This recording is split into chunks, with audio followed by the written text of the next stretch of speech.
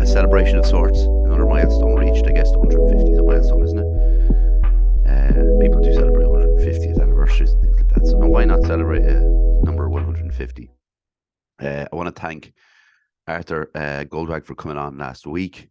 We talked about his books. We talked about cults, conspiracies, the state of American politics, Trumpism, lots and lots of great stuff. Arthur was at a Trump rally. Tells us a little story about that. He also infiltrated a white nationalist party meeting, and Arthur, is Jewish, so may not have been welcome there, but went in anyway for research. So they're the kind of writers that we need, people who'll go to the next level to get the story. Follow us and donate to our Buy Me a Coffee account. We are, very grateful to everybody who's done so far, and the proceeds will be going to a camera, basically, which we'll talk more about later on. Our deep dives are all on the podcast platforms. Unfortunately, not on YouTube, but you can go to Spotify or Apple or whatever and go over there and check it out. We've done 4 now. Our most recent came out on Monday, and it is about the seminal Christmas classic, It's a Wonderful Life. I've also done deep dives on Tomorrow Never Knows, the Beatles song. I've done one on the Jonestown Massacre, and the first one we did was about an exhibition called Midden in the Athlone Gallery there. So 4 there for you to look into. We are taking a break, though, for Christmas, and then we'll be back to it in January. So, yeah. If you have any requests, by the way, if you have anything you want me to do a deep dive on, that'd be great. I mean, who doesn't want more work? I know I do actually want other people to pick, because I've had one choice from Joanne so far, but the other 3 have been from me. I may sound slightly different today, and we have a little story.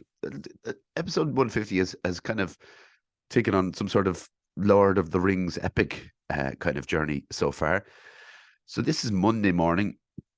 At this time, usually on a Monday morning, I'm on my way into the gym to do a bit of cleaning. Now, by the way, it's 5 to 7, so we do a bit of cleaning and then do my training and do a bit of work later on and stuff like that. This morning, I am not.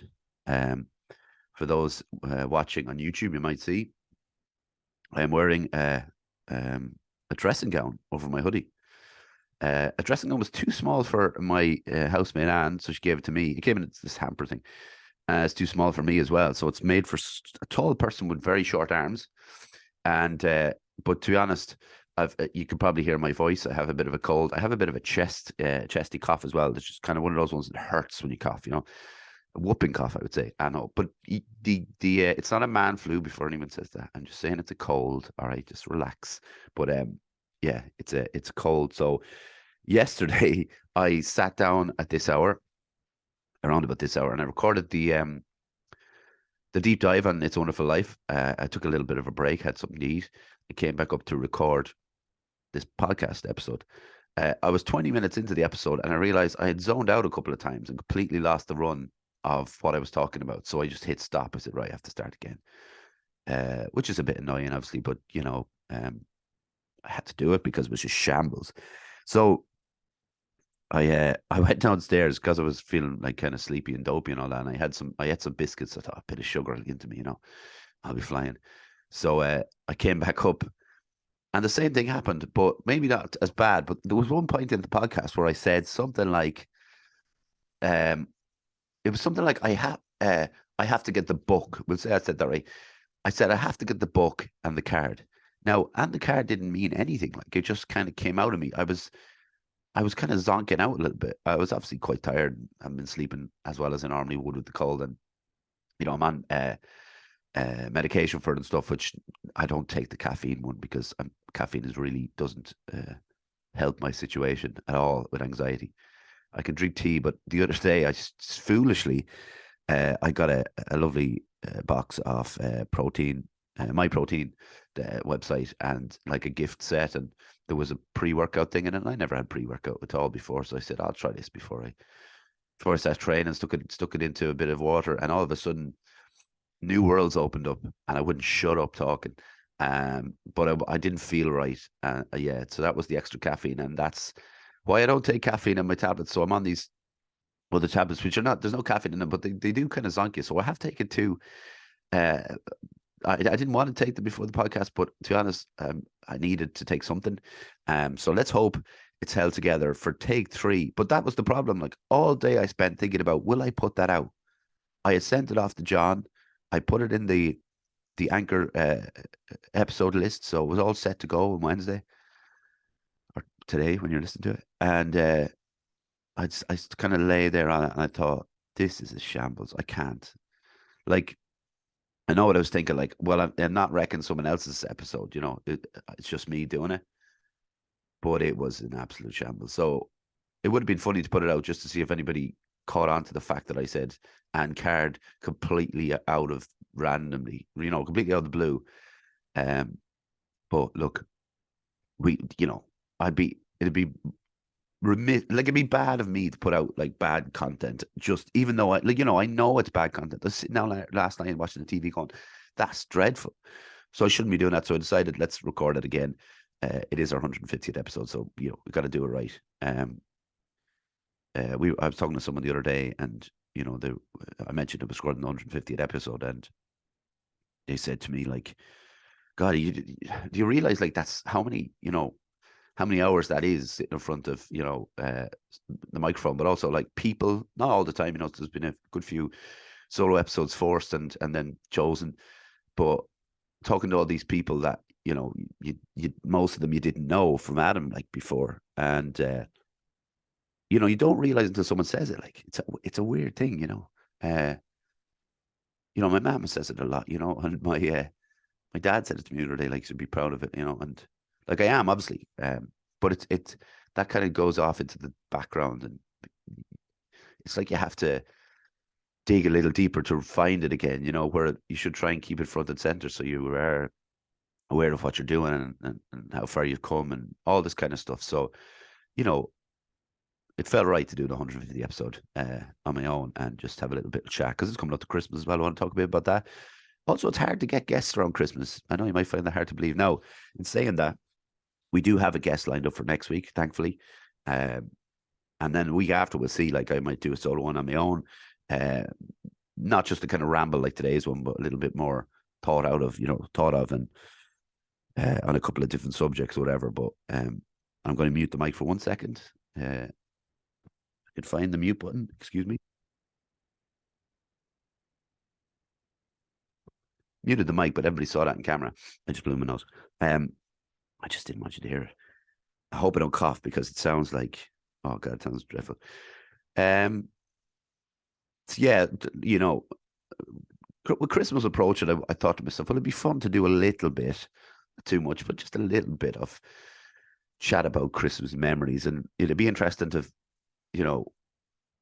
well, I guess I won't find out how you do it, but I'm going to tell you how we did it, and then maybe you can send us a message, you know what I mean? Keep in contact with us. But like some of the Christmas memories, and I had this really vivid one, and my mom will know this because I spoke to her about it before, and I can't put it down to, I can't 100% put it down to the amount of medication I had to go through, but also anxiety, which does affect memory, and medication has been seen to affect memory, and antidepressant stuff I'm talking about, but I had this real vivid one of we had in the house. I would have been quite small. I'm guessing about 4 or 5. I can't really quite remember what age it was, but it was quite small. And we were down in the house at the end of the corridor. We were in the room together. I believe at that time me and my brothers were still all in the same room, but I can't be 100% sure because I spent most of my childhood in the other room, and 2 brothers shared a room. My older brother thought the room I stayed in for years and years was haunted, so he wouldn't stay in there. He said an old woman died there. My father has since said that's made up. So I tend to believe my father on that one, funnily enough. But anyway, so we were all down in this room, and we'd come up the corridor, and obviously woke our parents, and we went into the family room in the front of the house, and so the Santa had laid out the presents. And another thing that kind of sparked this memory the other day was I heard I was in the car with Anne, and there was on the radio, they were talking about like, does Santa wrap presents or not? A lot of people were, no, never, never. And then Santa always wraps presents, blah, blah, blah. But at that time in our house, Santa wrapped presents in brown paper, right? So I remember going up and ripping open the paper, and completely oblivious to the fact that our personalized stockings, um, Derek, Allen, and Simon, were in front of the presents. Um, I'm sure I could figure out my name at the time. I don't know, do I? I would just say I couldn't read. That's my excuse. But I ripped open the thing, and it was Alan's presents. So I was like swiftly moved along the line out of the way. I can't remember if Alan kicked off or whatever, but I do remember that. And the guilt, I think it's the guilt that keeps it in my mind. The guilt of robbing some of that. That's the best part of a present when you're young, opening it, opening the wrapping paper and stuff. Um, and other things at Christmas. I do remember this was being about, I would have been about 20, I'd say. And I threw half a cup of tea on top of my older brother because he was really digging at me, So uh, and I walked out of the house and went down to my girlfriend's house. I walked up to my girlfriend's house. And, even at that time, I don't know about your house, but when you were kids, you weren't allowed outside your house at Christmas. You couldn't go out and meet friends. You had to stay inside at Christmas. That was that. Um, and I just left. And now I did come back, obviously, around the afternoon, but I was pissed off. You know what I mean? You don't throw a half a cup of tea on someone. I knew, obviously, the tea wasn't scalding. It wasn't going to burn him or whatever. He laughed when I did it, But not a nice laugh, by the way, just a laugh to kind of annoy you. So that's another one. I think like Christmas in the house was different because we would, by the time we were 8, I was 8. We were coming down to my dad's for the holidays. Every holiday and every third weekend. And for Christmas, like my mom would stay down there, Christmas Eve and Christmas Day, Christmas night, and then she'd head up to her own parents on Stephen's Day. And my parents were separated by this point, so I could only imagine having to spend your Christmas with your ex, um, and putting on a brave and happy face for your kids, which they did, to be fair, for the most part. So, kudos. But, I can't imagine how difficult it was. And, it'd be wrong for us to say that we didn't feel a certain tension once we were old enough to cop on. Once you're like in your teens, you have a kind of idea of the situation. But when you're 9, 10, like it's maybe it's kind of strange to have our parents in the same room, but it's not. It wasn't exactly I feeling any tension, whatever. So for the most part, that was kind of was fine, until we were teens, and we're like, all right. But then it stopped when we got to our age where we were old enough to kind of go, well, we don't really need our parents to be together on Christmas as much. So I think that helped us, and I think it helped our parents as well. Like that they didn't have to be forced into this situation. Um, and I remember getting like the best presents, all these kind of, we were very, very fortunate in that way. And, very thankful to our parents, obviously. I remember getting a stereo one year. That was amazing. I remember getting it's just a little present. So I remember getting Off the Wall by Michael Jackson on tape, so I was quite young, and a Walkman with it, like, and the way you could stretch those kind of old headphones, and I put one in my mom's ear and over her head and my head, and the other one came into my ear, and we were listening to Open the Floor. What is it? Open the Door, Get on the Floor. Everybody Walk the Dinosaur. That Michael Jackson song off the wall. And yeah, I remember that, and I remember getting Lennon Legend CD, which I was a big Beatles fan, obviously, even back then. But I hadn't really dipped into a lot of the solo stuff. So that was kind of the opening to Lennon. And then a few years later, I got, which just still takes pride of place in my room. It's just over my shoulder, off camera. But the Lennon box set that came out with all the outtakes and stuff. And that was unreal because it was like 4 CDs, about 20 songs in each CD. And I was just kind of right into that for the whole day at Christmas. And sitting in this one chair that was kind of the prize chair for everyone. Even though it was turned away from the TV, it was real. Very strange, but I suppose it had to be just the way this. I'm thinking of the setup of the house. You won't know this, but it was kind of turned away from the TV, facing the couch. But you can still obviously watch the TV. You just turn your head. I suppose we didn't all have creaks in our neck stuff, but yeah. So there's some good stuff, and then you'd have the usual Christmas films. My mom used to watch. This is bad. Like for I should remember this, but I'm pretty sure it was Miss Saigon, or was it Madame Butterfly? It was one of those. Could have been Miss Saigon, actually. And she used to watch it on Christmas Day because it was always on, like the opera of it. And then the other films, um, Back to the Future. There was always an Indiana Jones. Usually James Bond. I've mentioned this before. I've never seen a full James Bond. I've seen one full Um, Indiana Jones, I was talking to Martin about this the other day. I saw Temple of Doom. That's the one I saw in full. God, this radiator beside me is lovely. Um, so that, and you know, you'd always get, and you still do, I suppose, get a kind of premiere um film on RT or whatever, and you might watch that, but sometimes you'd be full of turkey and full of lovely food. My dad's very good cook, so we are always full of lovely food and chocolate and all that stuff. So you wouldn't really be at that stage, wouldn't really be bothered about the films. Um, and I think you know, as we grow older, and my nieces and nephews came along, it was clear that Harry Potter has definitely replaced somebody, whether it's Indiana Jones or James Bond or something. He's a stalwart at Christmas now, and my nieces and nephews are obviously really into him. But let me just mute again. Apologies. This is a shamble.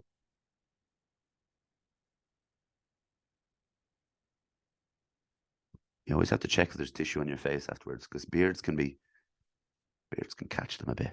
But so yeah, and then so what else was I thinking about Christmas? I was thinking about Christmas songs. Like, you know, there's a lot of Christmas songs that are dreadful, you know, but I was thinking of what ones do I like, you know, and I was thinking it obviously brought me back to John Lennon.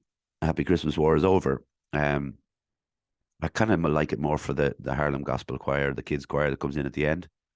Um, I love Paul McCartney simply having a wonderful Christmas time.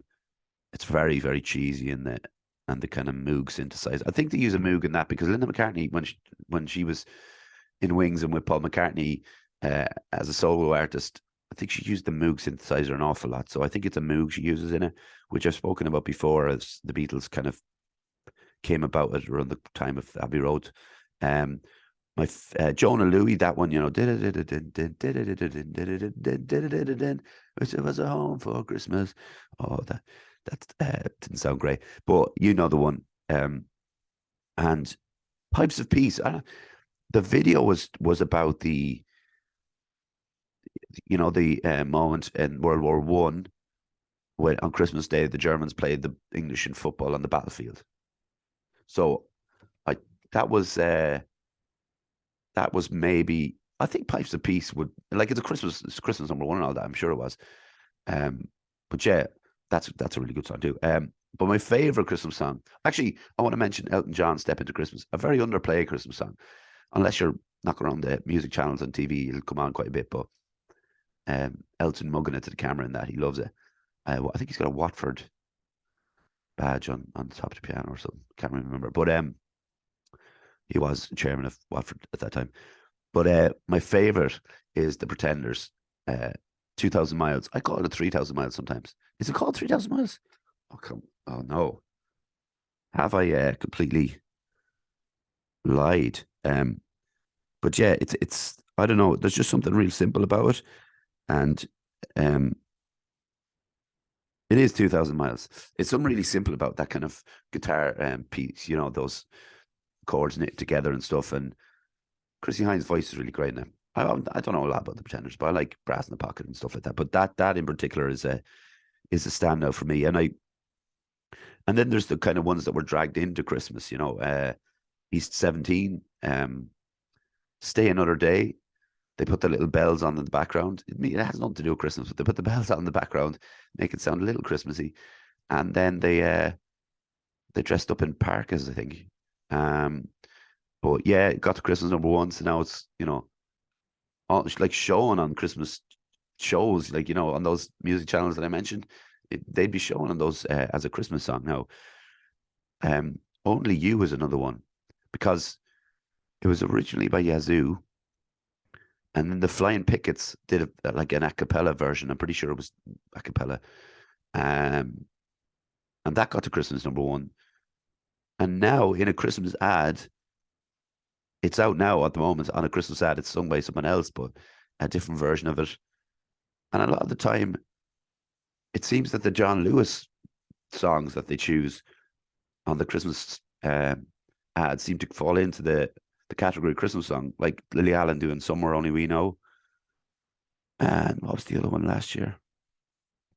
I can't remember now. But yeah, they seem to kind of get dragged into it, and they're nothing to do with Christmas at all. But they're part of the festive season, I guess.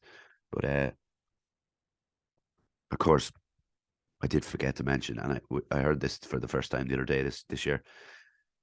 The Pogues Christmas in New York, that has to go down as one of the really great ones, because man, we were even listening in the car on the way to shop, and I was like, bang that song up, and we were loving life. But listen, let me get the advert in. Uh, Fusion Training Center, Monksland, Athlone. A place to train in Brazilian Jiu Jitsu, kickboxing, martial arts, and CrossFit. A great atmosphere with experienced coaches and a real sense of community. If you want to join the team, find us on Facebook at Fusion Training Center or drop in for a chat. Fusion Training Center, train like a warrior. It just kicks off my OCD that I'm not there today. But anyway, what can you do? Someone asked me the other day, I think it was in the same conversation that I mentioned earlier on, about how have I managed to talk to all these guests, obviously with regards to having anxiety, and some weeks better than others and stuff like that. And I don't know. And it's like the idea of we had our Christmas party the other day, the gym Christmas party in town, one of the pubs. And that was very difficult. Like that's the thing for me. Like that's way more difficult than it is to talk to someone on the podcast.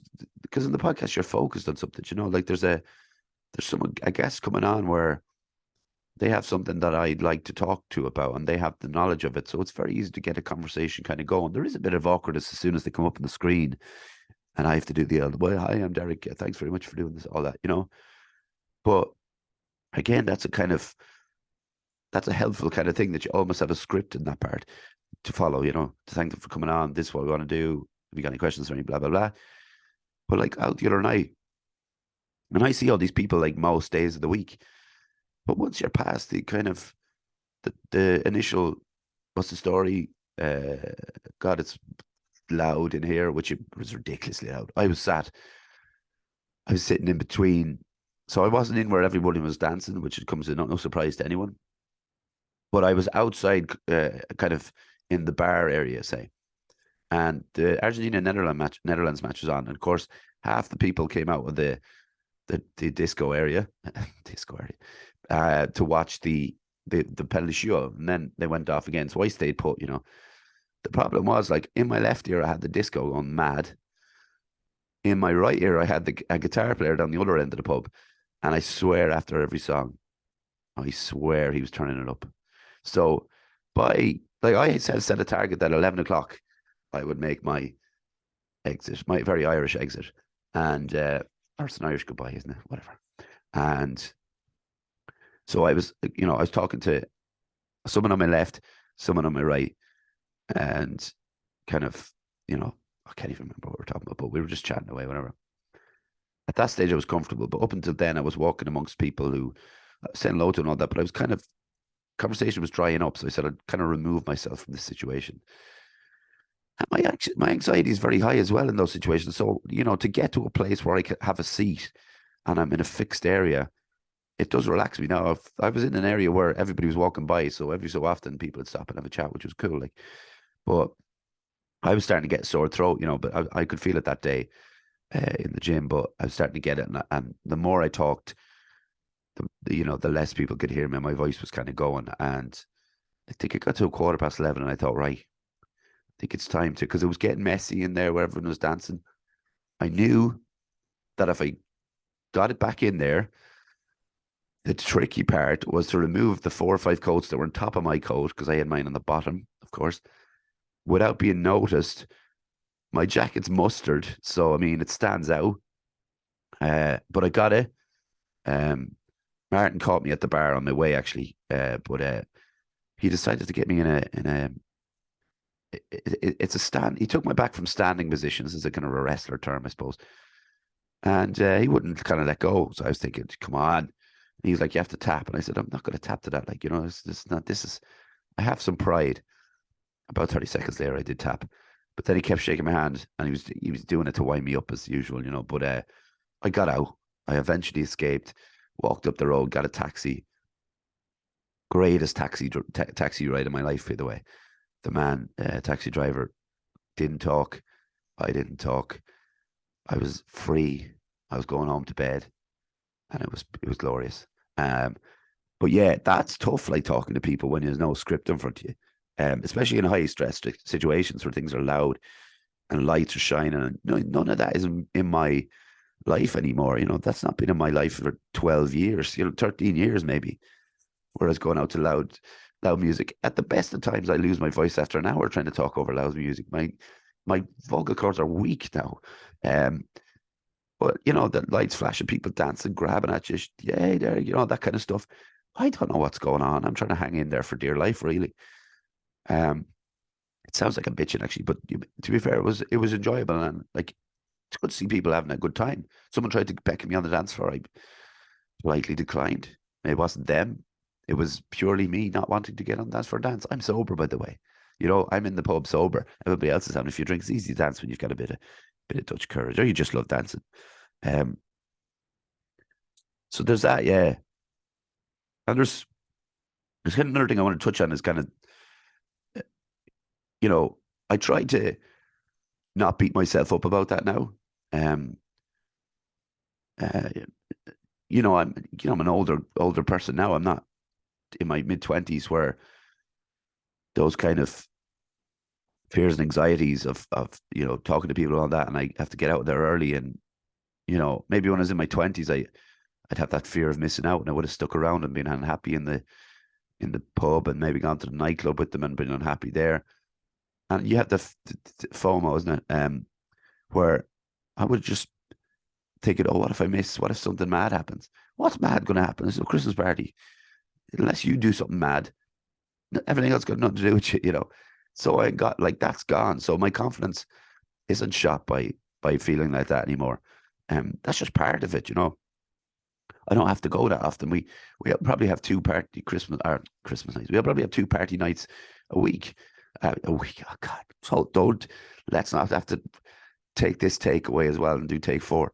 But we have two like parties a year, and I have to go to them and just be there and put on a brave face and leave when I want to leave. Nobody's depending on me to be there. Um, so yeah, my confidence in that situation isn't getting a hit anymore. So I feel all right. No big deal. Um, so let me just get a drink again. We're getting through it. Excuse me, we're doing well. Um, and the thing I am very bad at though is promotion.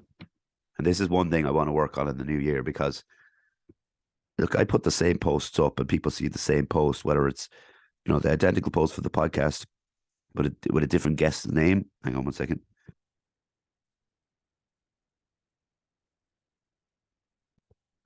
And they might just skip over it. Um, and the deep dives, look, I haven't really pushed them either, which I'd like to push a bit more and get people involved. And look, I don't particularly, unless it's a very special episode, I don't particularly want to get people involved in them, like have another person coming on because again, it's more work again, trying to find people and things like that. And I don't want that.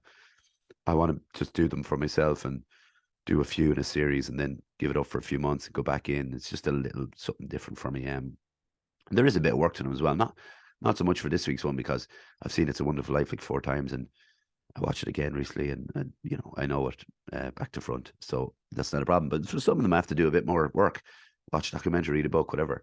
But I enjoy doing them. But yeah, the promotion needs to get better. And it's something that I haven't really had a dive into yet. But I will. I'll get there.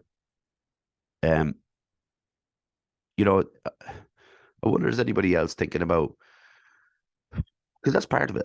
Is anyone else thinking about resolutions? Is it too early to think about resolutions? I was talking to Martin the other day about the 12-week nutrition program that I've been on, which is ending. I think it's in a week or two. It has to be in a week or two. It's before Christmas anyway, so it must be a week or two. Um, and I lost like 4 kg quite fast. So I talked about this. We had to keep getting the food up. So I'm on 3,400 calories, and that seems to have stalled it at around 86 kg. But he asked me again, like, what do I want to do? Do I want to keep doing what I'm doing? or do I want to try and like put on some more muscle, or what way am I looking at it? Now I don't want to get a little bit leaner. Like I don't want to keep losing, weight the way I was kind of at the start, but get a little bit leaner, a little bit muscle, a little bit stronger. I'd hate to use the term bulking up because that's not really, that kind of makes it sound like I want to be this big dude, and I don't, because I think the only thing I have going for me is my cardio, and I don't want any muscle holding me back from running or cycling or whatever else I do cardio wise. I want that to be the prime thing, and I also want to be, you know, in jiu-jitsu as well. I don't want to put on muscle for that either. You want to be able to move smoothly around the mats and stuff like that. I'm not no interest in putting on a huge amount of muscle, but a little bit, like toning up a little bit. That's the word I should have used immediately. Toning up a bit. Um, so like the resolution thing, I don't know if it's a good thing or a bad thing anymore. I did a podcast episode about this, maybe last year, maybe the year before around Christmas, and I don't even know what I said then. You change your mind all the time, don't you? Whether resolution is a good or bad thing. Well, it depends if it's a constructive or a destructive one. Give up cigarettes, cut down your alcohol, eat better food. You know, saying something like giving up sweets is such a difficult thing to do, especially if you have a sweet tooth. But you can cut down sweets. Giving up sweets sounds like it's a destructive one, because you might go on a 4 week no sweet adventure, and then all of a sudden break out and eat a whole box of roses and feel like crap. So it's more of a destructive one. But there's so many constructive ones out there, and like learn something new. If you're listening to this and you're thinking, I always hear that podcast, or I always hear that ad on the podcast about Fusion Training Center, about jiu-jitsu or kickboxing or CrossFit or MMA, whatever it is. I want to try something like that. Um, that's a beautiful resolution. That's something that will change your life for the good.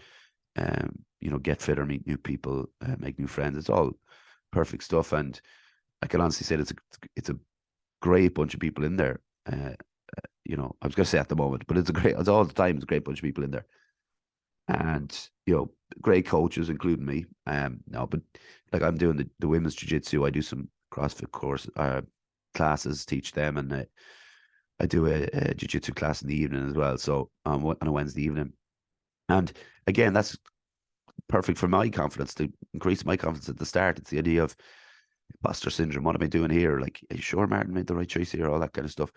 But now I know he did, because I'm well able to do it, and you know, they take the piss out of me, but I take the piss back, and it's all good fun. But if you're thinking of doing that, the women's jiu-jitsu class is great. We want to build that up coming into the new year. So if you are thinking to do that, send me a message, or send Fusion Training Center a message, and we'll get you like a free session sorted, because that counts for everyone, by the way. Across a free session, anyone can come in and try it out, and look, try out CrossFit, and if you don't like it, try out jiu-jitsu. If you don't like it, try out kickboxing. It's sad when you see someone come in and they pick something that's not for them, and then they don't come back. But maybe that's just that, though. It's just not for you. So try something else. Jump on another horse and see how we get on. And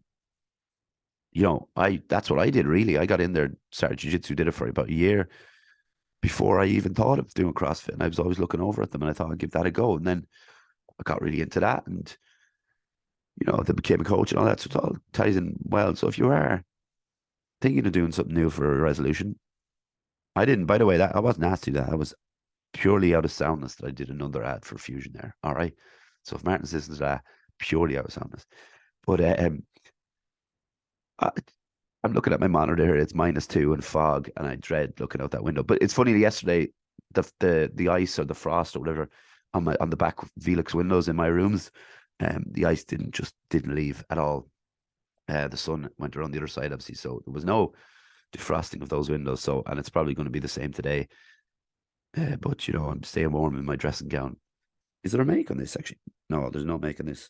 Don't have any advertising on my dressing gown. Should get that on my dressing gown, the Fusion Training Center logo on the dressing gown. Well, hopefully I won't have to wear this dressing gown for much longer. It's starting to get warm now, actually, with the heat beside me. But I love, like, the thing I love about the cold nights, though, I will say this. I took a picture and put it up on WhatsApp the other day. Not WhatsApp. God, Derek is so old. Instagram. I have a fire and the Christmas decorations and all that, and people liked it and all that. And like that for me is joyous. With when you get home from the gym or you're not working or training or whatever, and you're sitting down with your book and the fire's blazing. That's the good thing about the cold nights. The bad thing is the following mornings when you have to get up on the bike at 7 a.m. and get in and do a bit, and it's freezing. But I've got a big jacket, hat. I'm a big boy. Just have to be careful on the bike, obviously, that I don't, maim myself on my way in.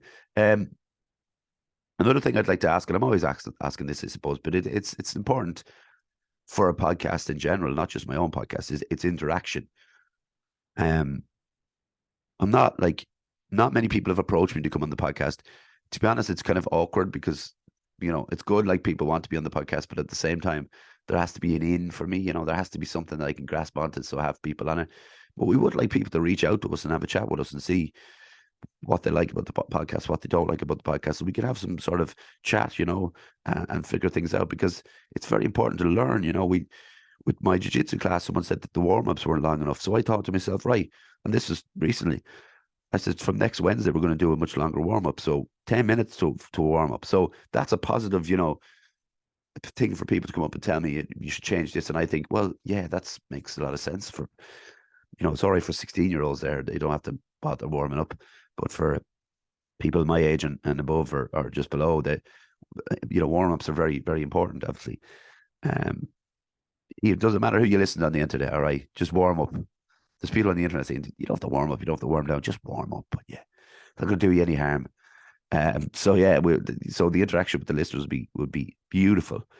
So like that thing, anything you want me to change on the podcast, anything you want me to add on the podcast, any suggestions you have for the podcast. If you think John is doing a terrible job, we'll get rid of him. I know he's not. John has been solid recently. Good on him.